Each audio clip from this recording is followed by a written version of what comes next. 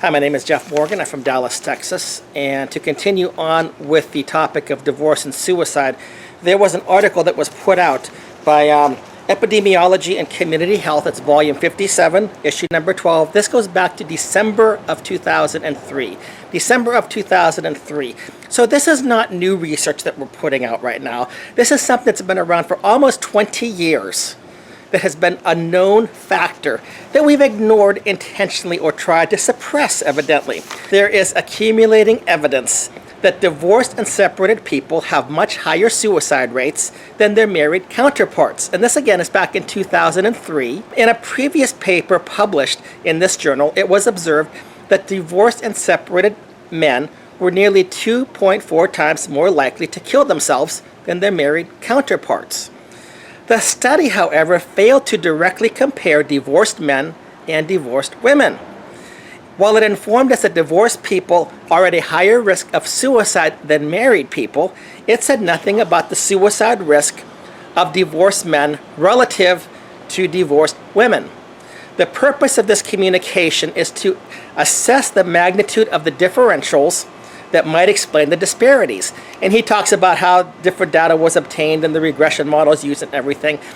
He says this: divorced men were over 8 times more likely to commit suicide than divorced women. After taking into account other factors that have been reported to contribute to suicide, divorced men still experienced much increased risks of suicide than divorced women. They were nearly 9.7 times more likely to kill themselves than comparable divorced women. To put it in another way, for every divorced woman that committed suicide, over 9 divorced men killed themselves. These results dramatize the terrible consequence of being a divorced man in America and lead to the question, why are divorced men killing themselves?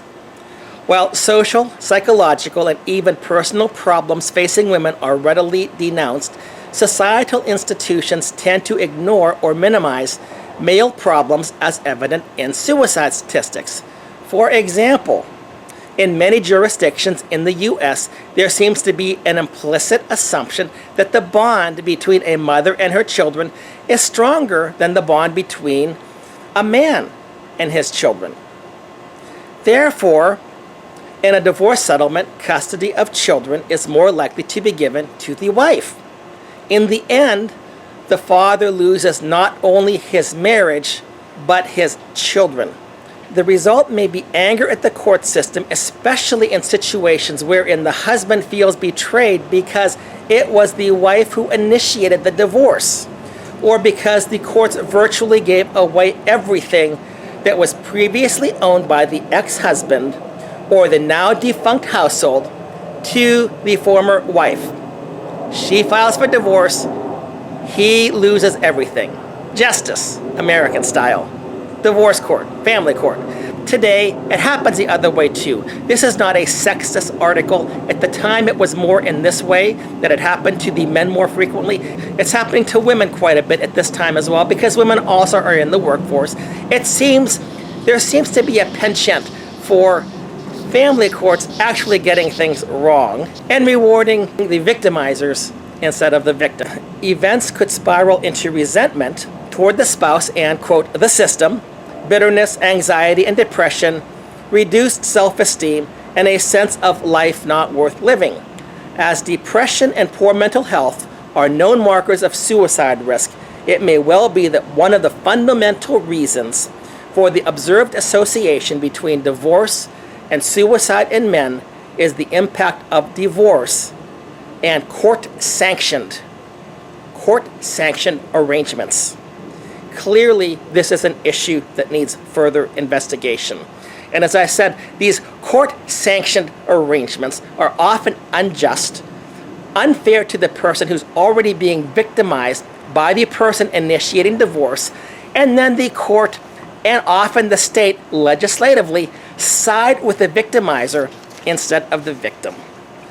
You don't have to be a man in America for this to happen to you. You can be a woman in America and have this happen to you.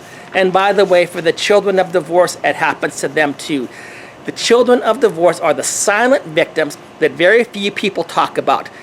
The courts pretend as if they are acting in the best interest of the children, and yet the best interest of the children in almost every single situation would be to tell this husband and wife to fix your marriage and stay together. Because if you divorce, your children are going to be more at risk for a whole host of social maladies, and they're going to be screwed up in many instances for a long portion, if not for their entire lives. Thank you.